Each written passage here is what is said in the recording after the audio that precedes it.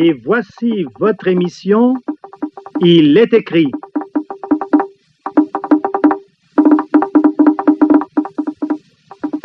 Une analyse des tendances, des faits, des événements de notre époque à la lumière des Saintes Écritures.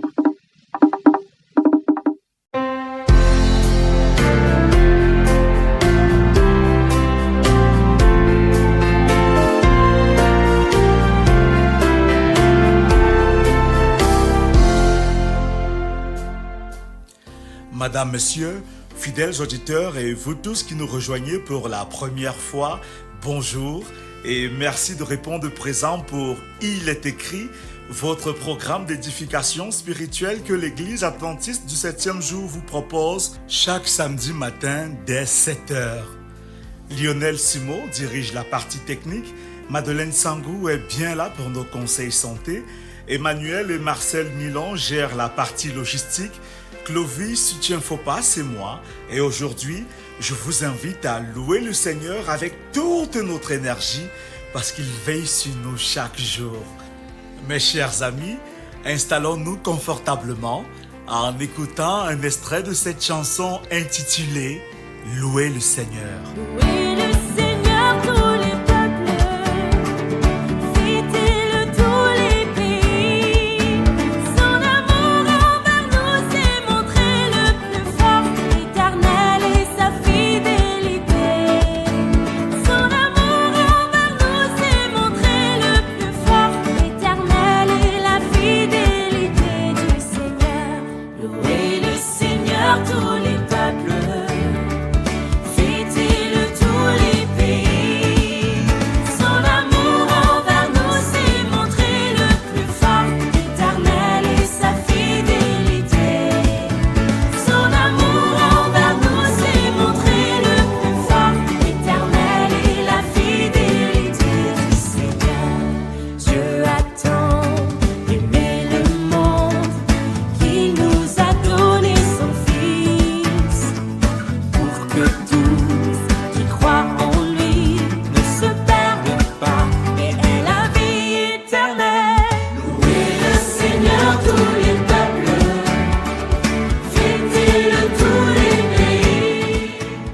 Dans la suite de notre programme, nous parlerons à nouveau de la colère. Selon le Center for Clinical Intervention, un jour ou l'autre, tout le monde ressent de l'agacement, de la frustration, de l'irritation ou même de la fureur. Dans certains cas, lorsque nous sommes en colère, nous parlons fort, nous crions et dans des cas extrêmes, nous pouvons casser des objets ou faire usage de violence sur les autres ou sur nous-mêmes. Quelquefois aussi, la colère s'exprime par de l'amertume, le silence ou l'isolement. Ce qui est certain, c'est que des colères intenses et fréquentes peuvent nuire très gravement même à notre santé mentale et émotionnelle. Restez des nôtres, chers amis, alors que nous en parlons dans ce magazine. Nous aurons aussi une méditation nous démontrant que Dieu contrôle l'histoire de l'humanité. C'est pourquoi nous ne devons pas avoir peur de l'avenir, mais simplement, nous devons faire confiance à notre Seigneur et toujours nous rappeler qu'il revient bientôt pour nous chercher et nous délivrer des temps difficiles. À travers le livre de l'Apocalypse dans la Bible, découvrons ensemble comment nous préparer pour la vie parfaite que Dieu a planifiée pour chacun de nous. Nous finirons enfin avec notre page de nouvelles pour voir comment l'Église avance ici et ailleurs. Si vous nous rejoignez maintenant, vous faites bien d'écouter le magazine Il est écrit, un programme conçu pour votre bien-être complet et c'est sur la 93.5 FM et c'est la CRTV, station régionale de l'Ouest. Surtout, restez des nôtres.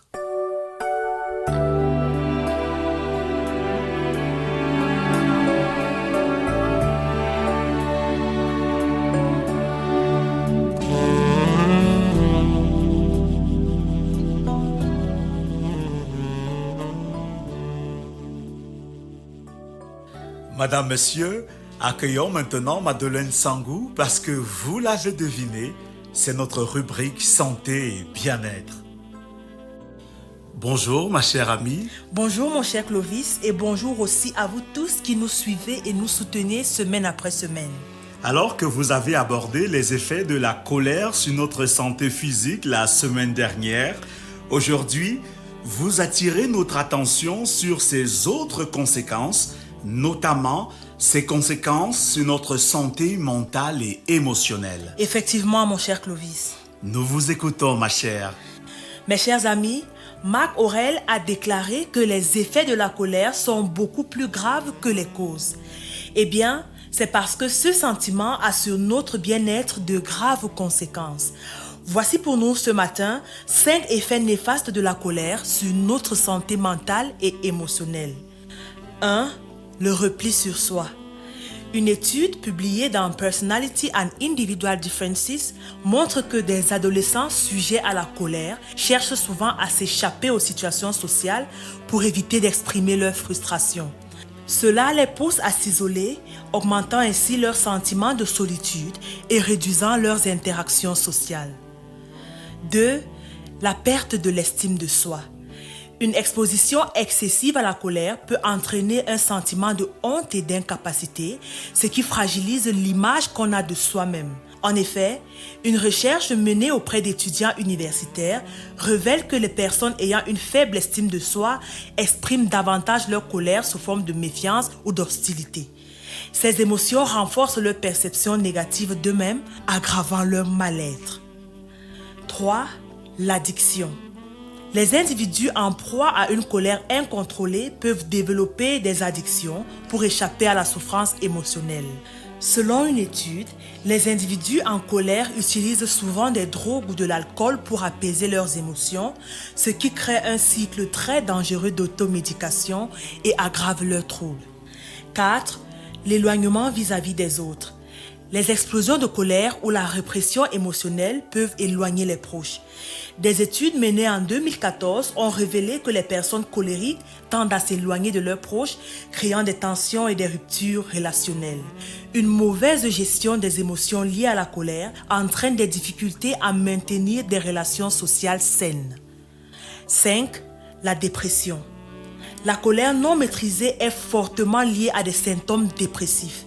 Elle réduit le soutien familial perçu et amplifie des sentiments d'anxiété, de culpabilité et de désespoir. Les personnes colériques ont plus tendance à ressentir une tristesse intense et un vide émotionnel, ce qui peut entraîner d'autres maladies mentales à long terme. Voilà, mes chers amis, nous venons de voir quelques effets néfastes que la colère peut avoir sur notre santé mentale et émotionnelle. C'est vrai que la colère est un sentiment naturel, mais je nous exhorte à l'éviter autant que possible, car la Bible nous dit dans le livre de Job, chapitre 5, verset 2, « L'insensé périt dans sa colère, le fou meurt dans ses emportements. Alors, ne soyons pas des insensés. » C'est tout pour ce matin, mes chers amis, mais je vous invite à être des nôtres samedi prochain, puisque nous allons voir comment gérer la colère. Bon sabbat à tous. Bon sabbat ma chère Madeleine et merci pour ces précieux conseils. Nous avons déjà hâte de vous retrouver la semaine prochaine par la grâce de Dieu.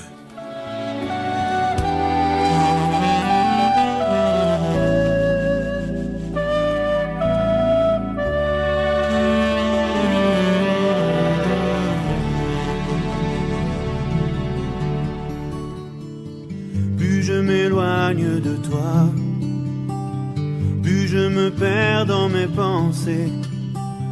Mes os périssent et mon âme souffre, tellement mon cœur est attristé. Seul à genoux dans ce temple, je sais que tu peux me trouver.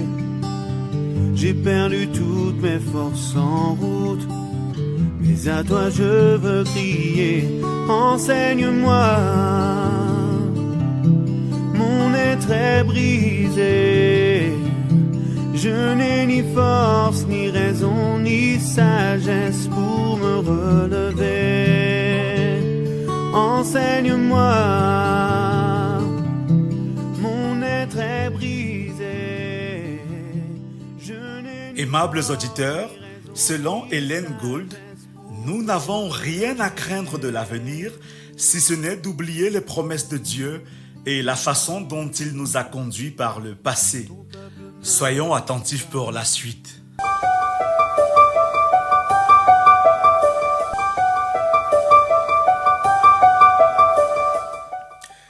Mesdames, Messieurs, fidèles auditeurs de l'émission Il est écrit, je vous salue dans le merveilleux nom de notre bien-aimé Sauveur Jésus-Christ.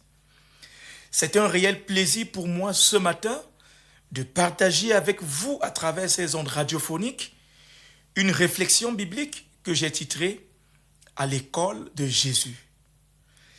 Notre texte de base est tiré du dernier livre de la Bible, le livre d'Apocalypse. Étymologiquement, Apocalypse est un mot grec ancien qui signifie révélation ou dévoilement. Dans les pays de culture anglophone, le livre d'Apocalypse s'intitule « Livre de la révélation » ou « Révélation de Jésus-Christ ». Ce livre a été écrit par Jean, 95 ans environ après la mort de Jésus-Christ. Tous les autres livres de la Bible sont en relation avec l'Apocalypse. Ce livre est plein d'images fascinantes qui montrent le grand conflit entre Christ et Satan. Et plus important, l'auteur dans ce livre assure ses lecteurs que Dieu contrôle l'histoire de notre humanité. Et si Dieu contrôle l'histoire de notre humanité, nous, ses enfants, ne devons pas avoir peur du futur, mais devons nous confier en notre bien-aimé Seigneur qui très bientôt reviendra dans ce monde nous chercher et nous délivrer. Nous délivrer des temps difficiles que nous vivons aujourd'hui. Voilà présenté, mesdames, messieurs, de manière sommaire, le contenu du livre d'Apocalypse. C'est donc un livre qui est très important et sa lecture est également importante pour nous qui vivons les temps de la fin. Le livre d'Apocalypse, après son introduction, s'ouvre par des messages envoyés par Dieu à 7 églises de différentes époques. L'église de l'époque que nous vivons aujourd'hui a également reçu une lettre dont nous découvrirons son contenu. Jean nous dit dans quelles circonstances il a reçu ces messages destinés aux 7 églises dans son chapitre 1, les versets 9 à 11. Là, il est écrit « Moi, Jean, votre frère, et qui est part avec vous à la tribulation et au royaume, et à la persévérance en Jésus, j'étais dans l'île appelée Patmos à cause de la parole de Dieu et du témoignage de Jésus. Je fus ravi en esprit au jour du Seigneur, et j'entendis derrière moi une voix forte comme le son d'une trompette qui disait « Ce que tu vois, écris-le dans un livre et envoie-le aux 7 églises, à Éphèse, à Smyrne, à Pergame, à Thyatire, à Sardes, à Philadelphie et à Laodicée. » D'après cette lecture, Jean révèle qu'il lui a été demandé en vision d'écrire 7 lettres différentes destinées à 7 églises qui ont été nommément identifiées dans son texte. La 7e église, à savoir Laodicée, est l'église à laquelle nous appartenons, l'église de notre époque. Je vous invite, fidèles auditeurs, à lire chez vous les chapitres 2 et 3 d'Apocalypse. Vous allez vous rendre compte au thème de cette lecture que les différentes lettres envoyées par Jésus-Christ sont en quelque sorte des lettres d'évaluation des 7 églises. Et ces évaluations sont sanctionnées par des qualités appréciées par Jésus-Christ, mais également des reproches faits par Jésus à ces différentes églises. Oui, chers amis auditeurs, s'il existe aujourd'hui des écoles conventionnelles où nos enfants sont constamment évalués, sachant que nous sommes tous qui que nous soyons, évalués chaque jour à l'école de Jésus. Au terme de cette évaluation, serons-nous déclarés admis? La réponse à cette interrogation est capitale, car notre destinée en dépend. Des 7 églises de l'Apocalypse, une tout à fait particulière retient notre attention ce matin. Il s'agit de la 6e église, celle de Philadelphie. C'est la seule église à qui Jésus n'a trouvé aucun reproche à faire. C'est la seule église qui, au terme de son évaluation, n'a reçu que des notes positives. À l'église d'Éphèse, par exemple, il a été reproché d'avoir abandonné son premier amour. À l'église de Pergame, il lui est reproché de s'être tourné vers l'adoration des idoles. Pareil pour l'église de Thyatire. À l'église de Laodicée, celle de notre époque, il est reproché à ses membres que nous sommes d'être des chrétiens tièdes dans notre foi, des chrétiens qui ne sont pas vrais dans leur foi, des chrétiens à double face, comme une pièce d'argent, qui font tout le temps semblant, des chrétiens qui ont l'apparence de la piété, mais qui au fond sont tout sauf des chrétiens. Des personnes qui sont pourtant riches en enseignement, riches en connaissances, mais nulles dans la pratique. Et c'est pour cela que Jésus, dans la lettre qu'il nous adresse, nous qualifie plutôt de pauvres, d'aveugles, de malheureux, et qu'il nous vomira de sa bouche. Curieusement, aucune appréciation n'a été faite aux membres de l'église de Laodicée.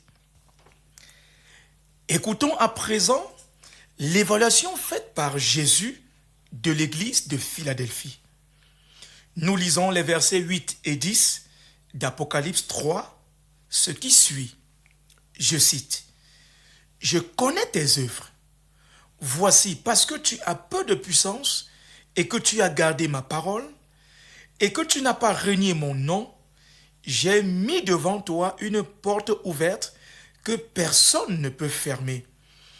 Parce que tu as gardé la parole de la persévérance en moi, je te garderai aussi à l'heure de la tentation qui va venir sur le monde entier pour éprouver les habitants de la terre. » Fin de citation. Cette église est reconnue pour sa fidélité à la parole de Dieu, bien qu'elle manque de puissance ou encore de prestige. Ce qui est important pour le Christ, celui qui évalue toute foi et toute croyance, ce n'est pas tant le prestige ou la puissance des membres de l'Église, même si le prestige n'est pas une mauvaise chose en soi, mais ce qui importe pour Jésus-Christ, c'est la fidélité des membres à sa parole. Agir chaque jour selon ce qui est écrit dans la parole de Dieu, notre unique règle de foi. Jésus salue la fidélité des membres de l'église de Philadelphie à la parole de Dieu et lui donne un conseil important au verset 11. Il y est écrit, « Je viens bientôt. Retiens ce que tu as afin que personne ne prenne ta couronne. » Oui, mesdames, messieurs, il est possible que les choses de ce monde, les douleurs de ce monde, les tribulations et tout le reste nous dévient de la bonne voie. Et Jésus te dit à juste titre, retiens ce que tu as.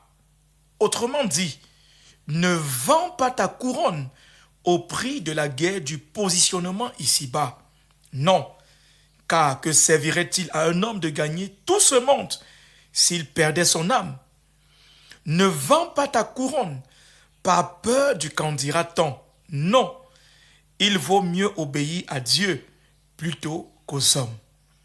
Retiens ce que tu as afin que personne ne prenne ta couronne, car celui qui persévérera jusqu'à la fin sera sauvé. Madame, messieurs, et si Jésus-Christ devait nous écrire individuellement aujourd'hui, a effet de nous évaluer. Que dira-t-il de chacun de nous au terme de cette évaluation? Nous trouvera-t-il fidèles à sa parole, comme les croyants de Philadelphie? Peut-être que ta réponse à cette interrogation est négative. Certainement, en examinant ta vie aujourd'hui, tu te rends compte que tu t'es toujours vanté d'être un très bon chrétien. Mais en réalité, tu n'as jamais permis à Jésus d'entrer dans ta vie pour te transformer à son image et te donner de poser des actes dignes de ceux d'un enfant de Dieu. Au lieu de cela, la méchanceté a gagné ton cœur, la rancune, la jalousie, la sorcellerie, le favoritisme, l'égoïsme, l'injustice, les biens mal acquis, et j'en passe.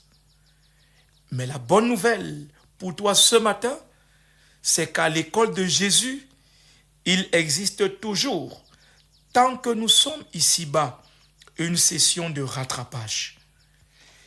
Et peut-être que c'est ta session de rattrapage aujourd'hui. Si tu avais laissé Jésus hors de ta vie jusqu'aujourd'hui, la bonne nouvelle, c'est qu'il ne se fatigue pas d'attendre que tu lui donnes la possibilité d'entrer dans ta vie. Et il te dit ce matin, à travers sa lettre à l'église de Laodicée, au verset 20 d'Apocalypse, chapitre 3, « Voici, je me tiens à la porte de ta vie et je frappe. Si tu entends ma voix et ouvres la porte, j'entrerai chez toi, je souperai avec toi et toi avec moi. » Qu'importe ton passé, laisse entrer Jésus dans ta vie afin qu'il repart ton passé. Dis-lui toute ta misère. Dis-lui, Seigneur, j'ai péché contre toi. J'ai péché contre mes semblables. La bonne nouvelle, c'est qu'il pardonne toujours à celui qui se repent. Puisse le Seigneur te venir en aide et te tenir chaque jour par la main pour que jusqu'à la mort, tu puisses lui rester fidèle et vainqueur à la seule gloire de son nom. Qu'il te bénisse et qu'il bénisse sa parole. Amen. Je te cherche, je veux marcher dans ta vérité. Je veux marcher. Vous venez d'écouter à l'école de Jésus une réflexion du chef guide de jeunesse, Ketia Jean-Paul. Chers amis, voici à présent nos nouvelles.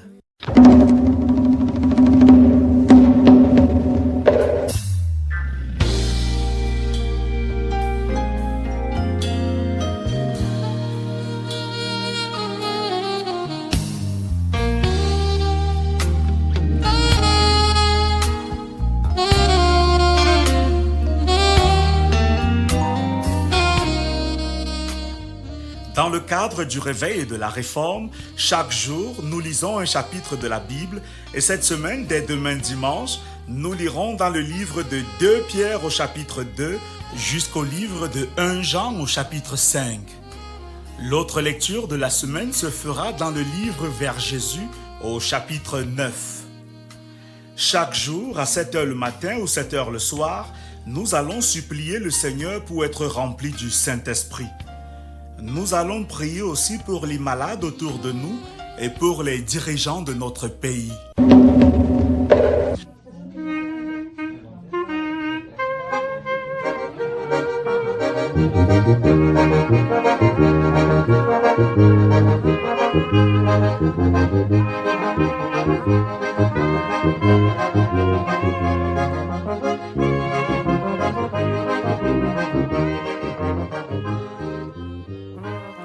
Depuis le début du mois de mars, il se déroule un vaste mouvement de proclamation de l'Évangile dénommé Word Impact 2025 dans la division des Adventistes de l'Afrique de l'Ouest et du Centre, laquelle regroupe 22 pays, y compris le Cameroun. Et justement, dans notre pays, le Cameroun, depuis dimanche dernier, il se tient dans les 10 régions des causeries bibliques dans des petits groupes de maisons ou des sites publics sous le thème « Espoir pour aujourd'hui. Pendant 2 semaines, il sera question de découvrir comment le livre de l'Apocalypse dans la Bible nous révèle les merveilleux plans de Dieu pour nous les hommes, en nous donnant les clés pour vivre heureux sur cette terre, tout en nous préparant pour le prochain retour de Jésus-Christ, l'agneau de Dieu qui ôte le péché du monde. Vous êtes aussi invités, chers amis auditeurs, à profiter de ces études exceptionnelles sur le livre de l'Apocalypse. Pour cela, il vous suffit de vous rapprocher de la communauté adventiste la plus proche de chez vous et vous ne le regretterez pas.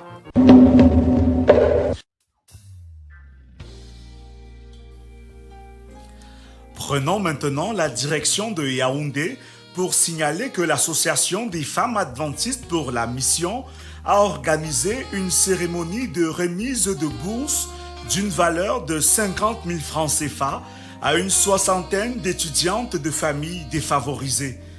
C'était dimanche dernier au Palais Polyvalent des Sports en présence de la marraine de l'association, la professeure Annie Wakata et d'autres personnalités académiques, religieuses et administratives. Ces bourses d'études symbolisent l'engagement de l'Association des femmes adventistes pour la mission à soutenir l'éducation de la jeune fille. Restons à Yaoundé, mais cette fois du côté du quartier Omnisport pour signaler l'organisation d'un grand marché gratuit. En effet, ce sont les représentants de plus de 200 familles qui ont, sans rien payer et à volonté, fait leurs courses comme dans un marché ordinaire. Elles sont réparties chez elles avec du riz, des pâtes alimentaires, du sucre, de l'huile végétale, des tubercules, du poisson, de la tomate fraîche, des oignons, sans oublier des condiments verts, du savon, des vêtements et des chaussures, des ustensiles de cuisine et bien d'autres articles encore.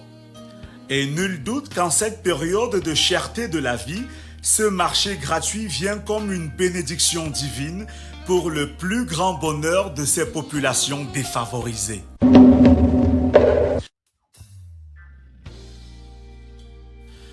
Puisqu'on parle de services communautaires, allons maintenant à Douala, dans la Fédération des Adventistes de l'Ouest Cameroun, pour signaler que le 2 mars dernier, les membres du district ecclésiastique de Vouri 3 se sont associés aux enseignants de l'école adventiste de Makepe Maturité à Douala pour une descente spéciale au commissariat du 7e à Bépanda.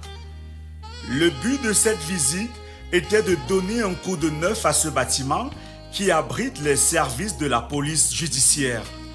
Ainsi, les membres d'église ont refait la peinture sur le portail, les balcons et les murs de la façade avant, au grand bonheur des fonctionnaires de police qui apprécient beaucoup de travailler dans un joli cadre. La cour intérieure a aussi été soignée puisque débarrassée des mauvaises herbes qui l'envahissaient. Il était 11 heures lorsque la grande équipe des volontaires, conduite par le pasteur Soum Jean Clovis, quittait le commissariat du 7e à Douala après avoir reçu les remerciements de monsieur le commissaire qui s'exprimait au nom de toute l'équipe des fonctionnaires de police sous son commandement.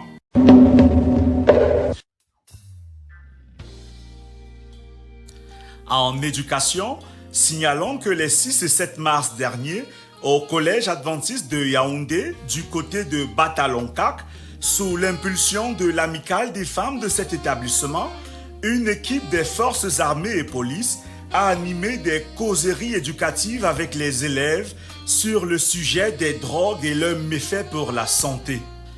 Vivement que ce genre d'initiative se multiplie dans tout le pays, puisque nous avons une jeunesse menacée par plusieurs fléaux, y compris celui des drogues sous toutes leurs formes.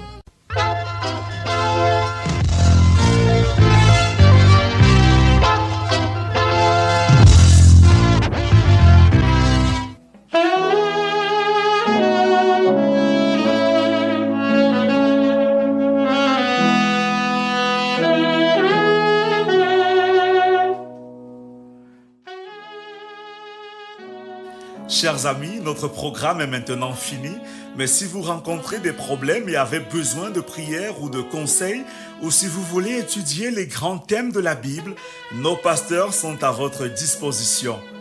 Il vous suffit de nous contacter au 699 85 85 69 ou au 675 42 80 95 ou enfin au 699 66 45 05.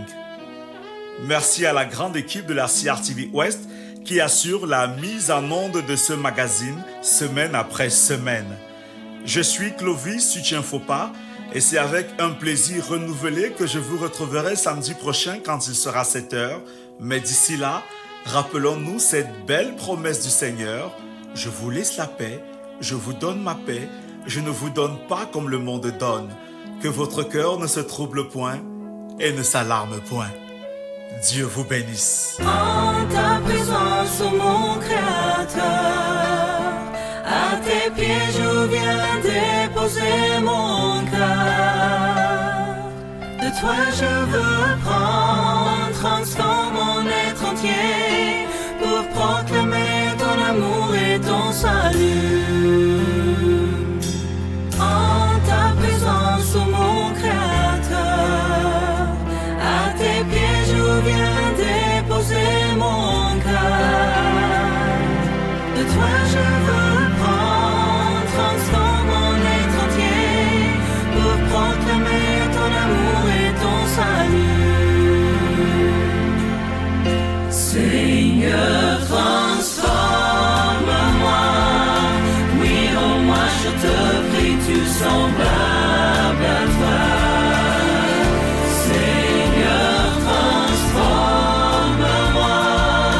Change aujourd'hui mon